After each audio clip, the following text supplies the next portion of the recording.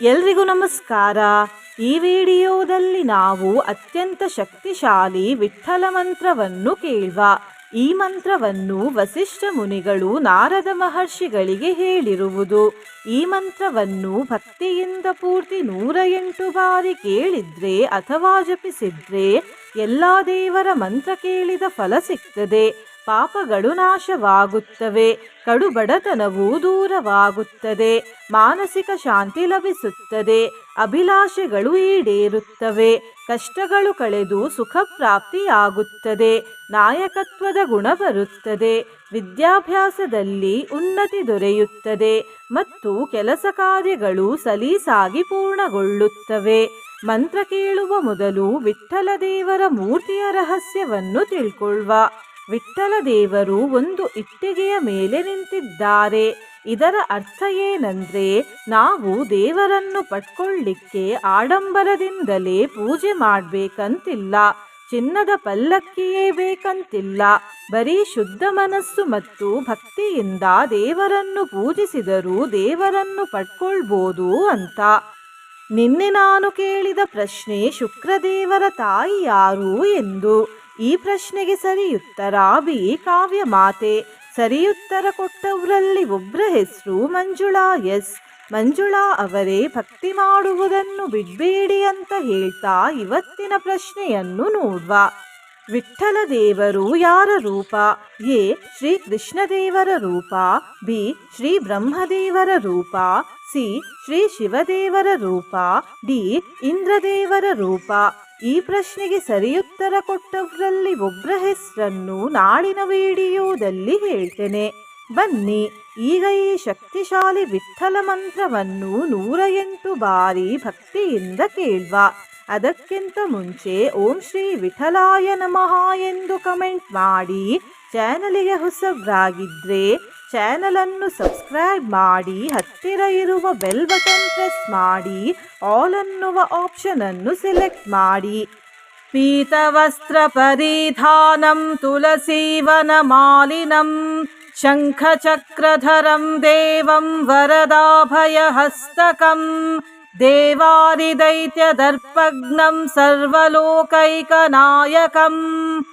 ಪೀತವಸ್ತ್ರ ಪರಿಧಾನಂ ತುಳಸೀವನ ಮಾಲಿನಂ ಶಂಖಚಕ್ರಧರಂ ದೇವಂ ವರದಾಭಯಹಸ್ತಕಂ ದೇವಾದಿದೈತ್ಯದರ್ಪಘ್ನಂ ಸರ್ವಲೋಕೈಕನಾಯಕಂ. ಪೀತವಸ್ತ್ರ ಪರಿಧಾನಂ ತುಳಸೀವನ ಮಾಲಿನಂ ಶಂಖಚಕ್ರಧರಂ ದೇವಂ ವರದಾಭಯಹಸ್ತಕಂ ದೇವಾದಿದೈತ್ಯದರ್ಪಘ್ನಂ ಸರ್ವಲೋಕೈಕನಾಯಕಂ. ಪೀತವಸ್ತ್ರ ಪರಿಧಾನಂ ತುಳಸೀವನ ಮಾಲಿನಂ ಶಂಖಚಕ್ರಧರಂ ದೇವಂ ವರದಾಭಯಹಸ್ತಕಂ ದೇವಾದಿದೈತ್ಯದರ್ಪಘ್ನಂ ಸರ್ವಲೋಕೈಕನಾಯಕಂ. ಪೀತವಸ್ತ್ರ ಪರಿಧಾನಂ ತುಳಸೀವನ ಮಾಲಿನಂ ಶಂಖಚಕ್ರಧರಂ ದೇವಂ ವರದಾಭಯಹಸ್ತಕಂ ದೇವಾದಿದೈತ್ಯದರ್ಪಘ್ನಂ ಸರ್ವಲೋಕೈಕನಾಯಕಂ. ಪೀತವಸ್ತ್ರ ಪರಿಧಾನಂ ತುಳಸೀವನ ಮಾಲಿನಂ ಶಂಖಚಕ್ರಧರಂ ದೇವಂ ವರದಾಭಯಹಸ್ತಕಂ ದೇವಾದಿದೈತ್ಯದರ್ಪಘ್ನಂ ಸರ್ವಲೋಕೈಕನಾಯಕಂ. ಪೀತವಸ್ತ್ರ ಪರಿಧಾನಂ ತುಳಸೀವನ ಮಾಲಿನಂ ಶಂಖಚಕ್ರಧರಂ ದೇವಂ ವರದಾಭಯಹಸ್ತಕಂ ದೇವಾದಿದೈತ್ಯದರ್ಪಘ್ನಂ ಸರ್ವಲೋಕೈಕನಾಯಕಂ.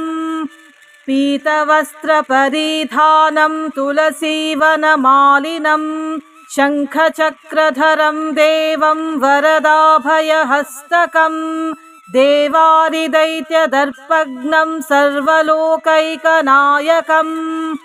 ಪೀತವಸ್ತ್ರ ಪರಿಧಾನಂ ತುಳಸೀವನ ಮಾಲಿನಂ ಶಂಖಚಕ್ರಧರಂ ದೇವಂ ವರದಾಭಯಹಸ್ತಕಂ ದೇವಾದಿದೈತ್ಯದರ್ಪಘ್ನಂ ಸರ್ವಲೋಕೈಕನಾಯಕಂ. पीतवस्त्रपरिधानं तुलसीवनमालिनं शङ्खचक्रधरं देवं वरदाभयहस्तकं देवारिदैत्यदर्पघ्नं सर्वलोकैकनायकम् पीतवस्त्रपरिधानं तुलसीवनमालिनं शङ्खचक्रधरं देवं वरदाभयहस्तकं देवारिदैत्यदर्पघ्नं सर्वलोकैकनायकम् पीतवस्त्रपरिधानं तुलसीवनमालिनं शङ्खचक्रधरं देवं वरदाभयहस्तकं देवारिदैत्यदर्पघ्नं सर्वलोकैकनायकम् पीतवस्त्रपरिधानं तुलसीवनमालिनं शङ्खचक्रधरं देवं वरदाभयहस्तकं देवारिदैत्यदर्पघ्नं सर्वलोकैकनायकम् पीतवस्त्रपरिधानं तुलसीवनमालिनं शङ्खचक्रधरं देवं वरदाभयहस्तकं देवारिदैत्यदर्पघ्नं सर्वलोकैकनायकम् पीतवस्त्रपरिधानं तुलसीवनमालिनं शङ्खचक्रधरं देवं वरदाभयहस्तकं देवारिदैत्यदर्पघ्नं सर्वलोकैकनायकम् पीतवस्त्रपरिधानं तुलसीवनमालिनं शङ्खचक्रधरं देवं वरदाभयहस्तकं देवारिदैत्यदर्पघ्नं सर्वलोकैकनायकम् पीतवस्त्रपरिधानं तुलसीवनमालिनं शङ्खचक्रधरं देवं वरदाभयहस्तकं देवारिदैत्यदर्पघ्नं सर्वलोकैकनायकम् पीतवस्त्रपरिधानं तुलसीवनमालिनं शङ्खचक्रधरं देवं वरदाभयहस्तकं देवारिदैत्यदर्पघ्नं सर्वलोकैकनायकम् पीतवस्त्रपरिधानं तुलसीवनमालिनं शङ्खचक्रधरं देवं वरदाभयहस्तकं देवारिदैत्यदर्पघ्नं सर्वलोकैकनायकम् पीतवस्त्रपरिधानं तुलसीवनमालिनं शङ्खचक्रधरं देवं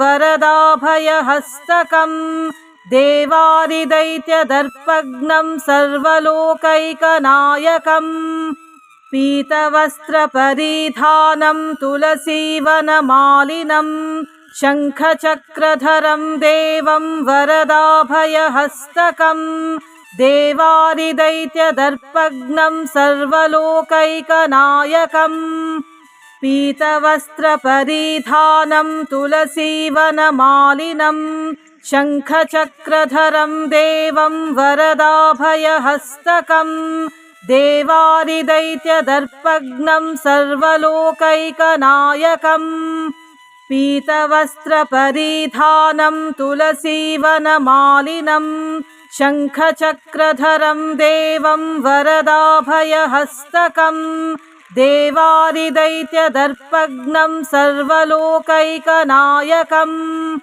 पीतवस्त्रपरिधानं तुलसीवनमालिनं शङ्खचक्रधरं देवं वरदाभयहस्तकं देवारिदैत्यदर्पघ्नं सर्वलोकैकनायकम् पीतवस्त्रपरिधानं तुलसीवनमालिनं शङ्खचक्रधरं देवं वरदाभयहस्तकं देवारिदैत्यदर्पघ्नं सर्वलोकैकनायकम् पीतवस्त्रपरिधानं तुलसीवनमालिनं शङ्खचक्रधरं देवं वरदाभयहस्तकं देवारिदैत्यदर्पघ्नं सर्वलोकैकनायकम्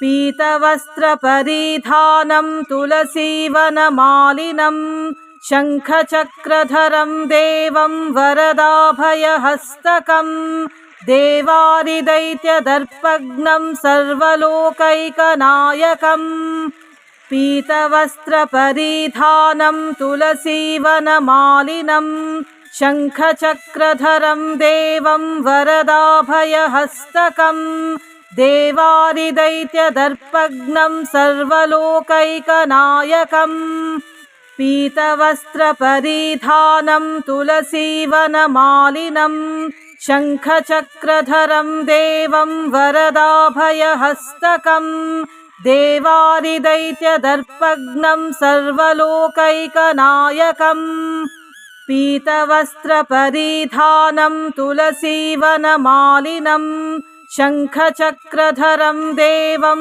वरदाभयहस्तकं देवारिदैत्यदर्पघ्नं सर्वलोकैकनायकम् पीतवस्त्रपरिधानं तुलसीवनमालिनं शङ्खचक्रधरं देवं वरदाभयहस्तकं देवारिदैत्यदर्पघ्नं सर्वलोकैकनायकम् पीतवस्त्रपरिधानं तुलसीवनमालिनं शङ्खचक्रधरं देवं वरदाभयहस्तकं देवारिदैत्यदर्पघ्नं सर्वलोकैकनायकम् पीतवस्त्रपरिधानं तुलसीवनमालिनं शङ्खचक्रधरं देवं वरदाभयहस्तकं देवारिदैत्यदर्पघ्नं सर्वलोकैकनायकम् पीतवस्त्रपरिधानं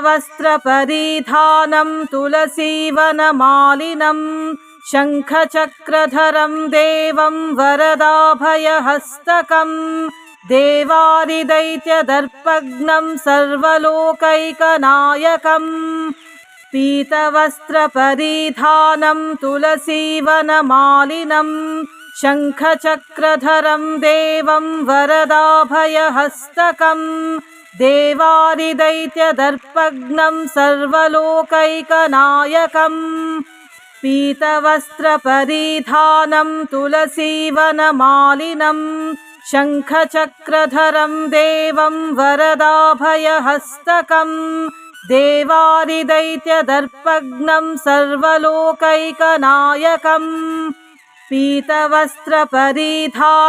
तुलसीवनमालिनं शङ्खचक्रधरं देवं वरदाभयहस्तकं देवारिदैत्यदर्पघ्नं सर्वलोकैकनायकम् पीतवस्त्रपरिधानं तुलसीवनमालिनं शङ्खचक्रधरं देवं वरदाभयहस्तकं देवारिदैत्यदर्पघ्नं सर्वलोकैकनायकम् पीतवस्त्रपरिधानं तुलसीवनमालिनं शङ्खचक्रधरं देवं वरदाभयहस्तकं देवारिदैत्यदर्पघ्नं सर्वलोकैकनायकम् पीतवस्त्रपरिधानं तुलसीवनमालिनं शङ्खचक्रधरं देवं वरदाभयहस्तकं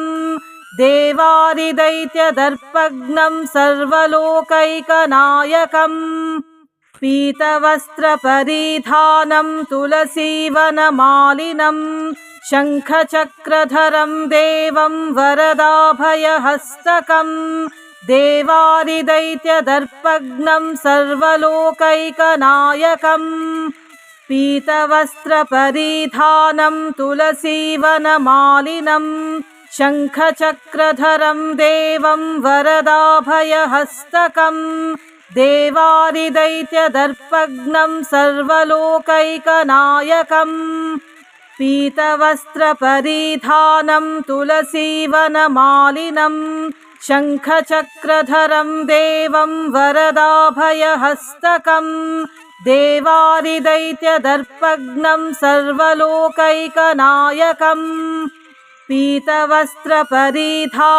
तुलसीवनमालिनं शङ्खचक्रधरं देवं वरदाभयहस्तकं देवारिदैत्यदर्पघ्नं सर्वलोकैकनायकम् पीतवस्त्रपरिधानं तुलसीवनमालिनं शङ्खचक्रधरं देवं वरदाभयहस्तकम् देवारिदैत्यदर्पघ्नं सर्वलोकैकनायकम् पीतवस्त्रपरिधानं तुलसीवनमालिनं शङ्खचक्रधरं देवं वरदाभयहस्तकम् देवारिदैत्यदर्पघ्नं सर्वलोकैकनायकम् पीतवस्त्रपरिधानं तुलसीवनमालिनं शङ्खचक्रधरं देवं वरदाभयहस्तकम्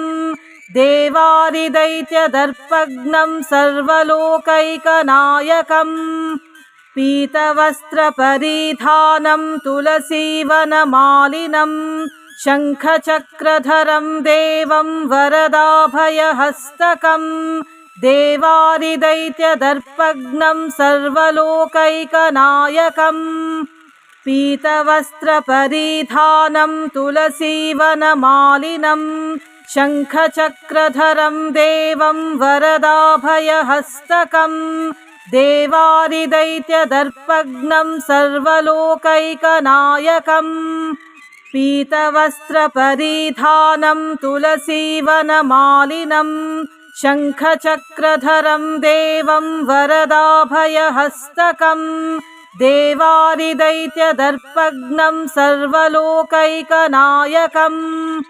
पीतवस्त्रपरिधानं तुलसीवनमालिनं शङ्खचक्रधरं देवं वरदाभयहस्तकम् देवारिदैत्यदर्पघ्नं सर्वलोकैकनायकम् पीतवस्त्रपरिधानं तुलसीवनमालिनं शङ्खचक्रधरं देवं वरदाभयहस्तकम् देवारिदैत्यदर्पघ्नं सर्वलोकैकनायकम् पीतवस्त्रपरिधानं तुलसीवनमालिनं शङ्खचक्रधरं देवं वरदाभयहस्तकम् देवारिदैत्यदर्पघ्नं सर्वलोकैकनायकम् पीतवस्त्रपरिधानं तुलसीवनमालिनं शङ्खचक्रधरं देवं वरदाभयहस्तकम् देवारिदैत्यदर्पघ्नं सर्वलोकैकनायकम् पीतवस्त्रपरिधानं तुलसीवनमालिनं शङ्खचक्रधरं देवं वरदाभयहस्तकम् देवारिदैत्यदर्पघ्नं सर्वलोकैकनायकम् पीतवस्त्रपरिधानं तुलसीवनमालिनं शङ्खचक्रधरं देवं वरदाभयहस्तकम् देवारिदैत्यदर्पघ्नं सर्वलोकैकनायकम् पीतवस्त्रपरिधानं तुलसीवनमालिनं शङ्खचक्रधरं देवं वरदाभयहस्तकम् देवारिदैत्यदर्पघ्नं सर्वलोकैकनायकम् पीतवस्त्रपरिधानं तुलसीवनमालिनं शङ्खचक्रधरं देवं वरदाभयहस्तकम् देवारिदैत्यदर्पघ्नं सर्वलोकैकनायकम् पीतवस्त्रपरिधानं तुलसीवनमालिनं शङ्खचक्रधरं देवं वरदाभयहस्तकम् देवारिदैत्यदर्पघ्नं सर्वलोकैकनायकम् पीतवस्त्रपरिधानं तुलसीवनमालिनं शङ्खचक्रधरं देवं वरदाभयहस्तकम् देवारिदैत्यदर्पघ्नं सर्वलोकैकनायकम् पीतवस्त्रपरिधानं तुलसीवनमालिनं शङ्खचक्रधरं देवं वरदाभयहस्तकम् देवारिदैत्यदर्पघ्नं सर्वलोकैकनायकम् पीतवस्त्रपरिधानं तुलसीवनमालिनं शङ्खचक्रधरं देवं वरदाभयहस्तकं देवादिदैत्यदर्पघ्नं सर्वलोकैकनायकम् पीतवस्त्रपरिधानं तुलसीवनमालिनं शङ्खचक्रधरं देवं वरदाभयहस्तकं देवादिदैत्यदर्पघ्नं सर्वलोकैकनायकम् पीतवस्त्रपरिधानं तुलसीवनमालिनं शङ्खचक्रधरं देवं वरदाभयहस्तकं देवादिदैत्यदर्पघ्नं सर्वलोकैकनायकम् पीतवस्त्रपरिधानं तुलसीवनमालिनं शङ्खचक्रधरं देवं वरदाभयहस्तकं देवादिदैत्यदर्पघ्नं सर्वलोकैकनायकम् पीतवस्त्रपरिधानं तुलसीवनमालिनं शङ्खचक्रधरं देवं वरदाभयहस्तकं देवादिदैत्यदर्पघ्नं सर्वलोकैकनायकम् पीतवस्त्रपरिधानं तुलसीवनमालिनं शङ्खचक्रधरं देवं वरदाभयहस्तकं देवादिदैत्यदर्पघ्नं सर्वलोकैकनायकम् पीतवस्त्रपरिधानं तुलसीवनमालिनं शङ्खचक्रधरं देवं वरदाभयहस्तकं देवादिदैत्यदर्पघ्नं सर्वलोकैकनायकम् पीतवस्त्रपरिधानं तुलसीवनमालिनं शङ्खचक्रधरं देवं वरदाभयहस्तकं देवादिदैत्यदर्पघ्नं सर्वलोकैकनायकम् पीतवस्त्रपरिधानं तुलसीवनमालिनं शङ्खचक्रधरं देवं वरदाभयहस्तकं देवादिदैत्यदर्पघ्नं सर्वलोकैकनायकम् पीतवस्त्रपरिधानं तुलसीवनमालिनं शङ्खचक्रधरं देवं वरदाभयहस्तकं देवादिदैत्यदर्पघ्नं सर्वलोकैकनायकम् पीतवस्त्रपरिधानं तुलसीवनमालिनं शङ्खचक्रधरं देवं वरदाभयहस्तकं देवादिदैत्यदर्पघ्नं सर्वलोकैकनायकम् पीतवस्त्रपरिधानं तुलसीवनमालिनं शङ्खचक्रधरं देवं वरदाभयहस्तकं देवादिदैत्यदर्पघ्नं सर्वलोकैकनायकम् पीतवस्त्रपरिधानं तुलसीवनमालिनं शङ्खचक्रधरं देवं वरदाभयहस्तकं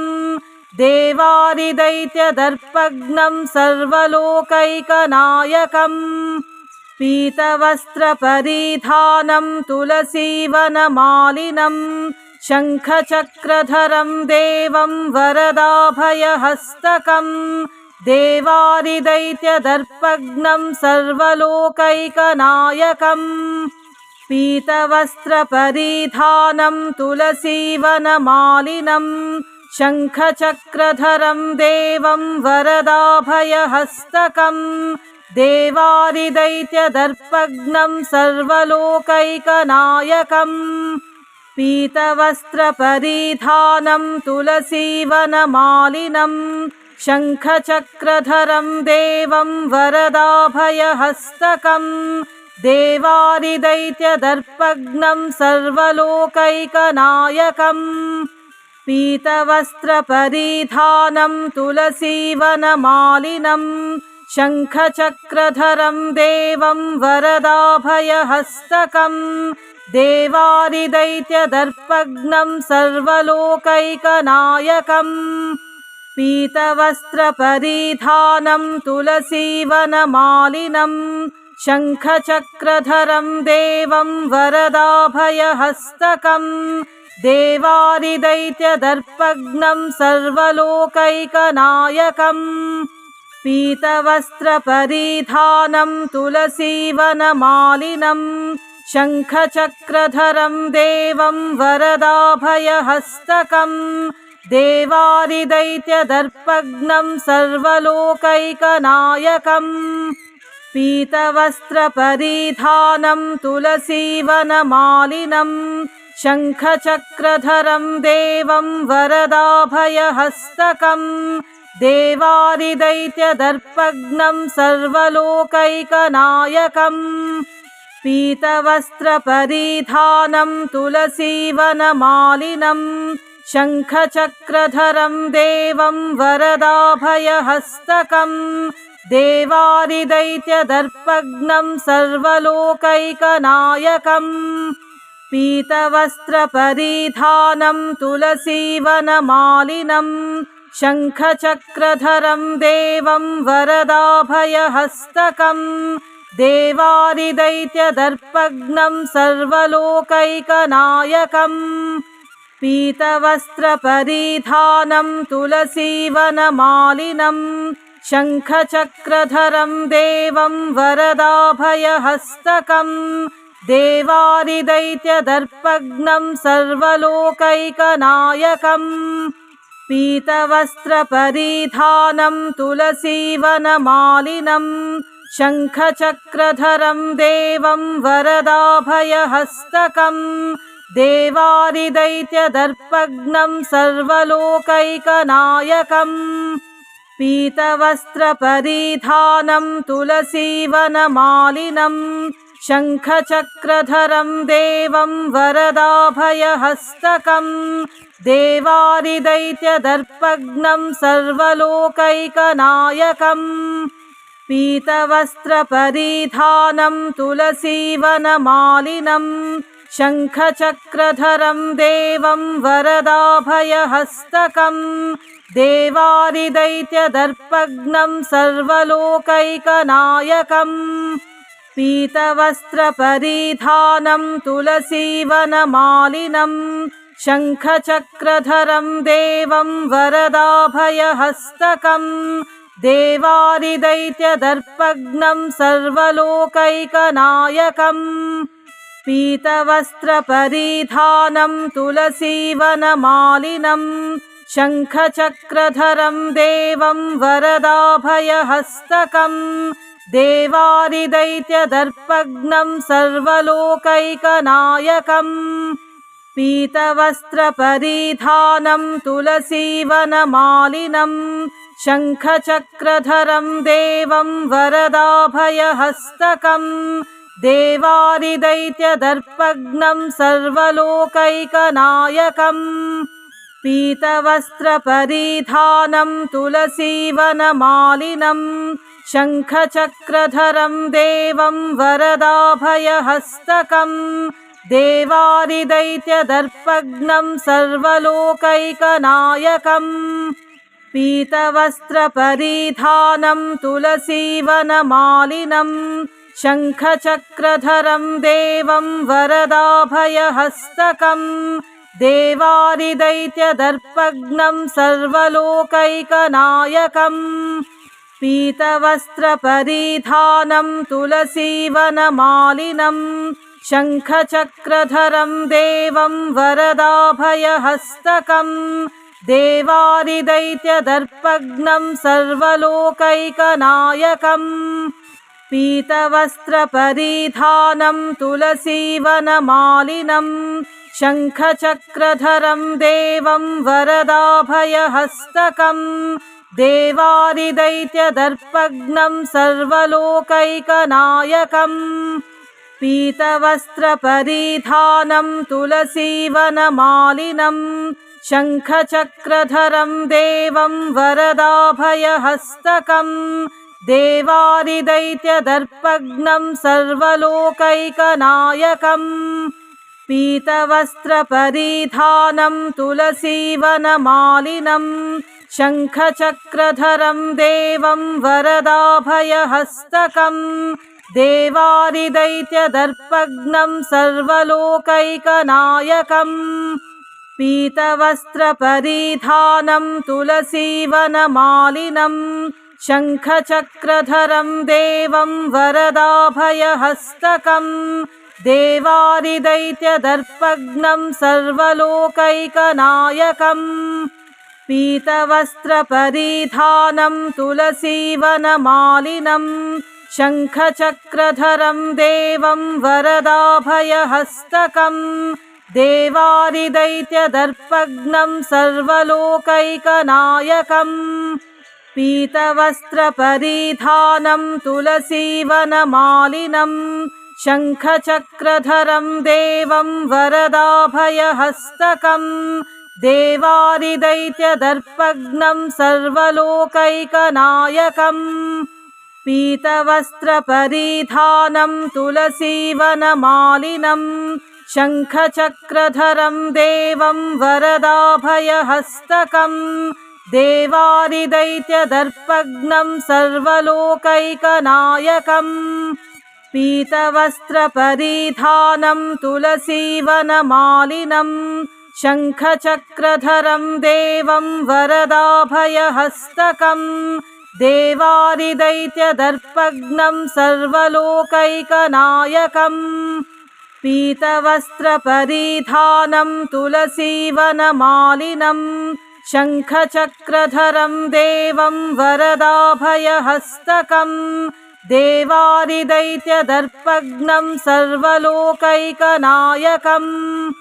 पीतवस्त्रपरिधानं तुलसीवनमालिनं शङ्खचक्रधरं देवं वरदाभयहस्तकम् देवारिदैत्यदर्पघ्नं सर्वलोकैकनायकम् पीतवस्त्रपरिधानं तुलसीवनमालिनं शङ्खचक्रधरं देवं वरदाभयहस्तकम् देवारिदैत्यदर्पघ्नं सर्वलोकैकनायकम् पीतवस्त्रपरिधानं तुलसीवनमालिनं शङ्खचक्रधरं देवं वरदाभयहस्तकम् देवारिदैत्यदर्पघ्नं सर्वलोकैकनायकम् पीतवस्त्रपरिधानं तुलसीवनमालिनं शङ्खचक्रधरं देवं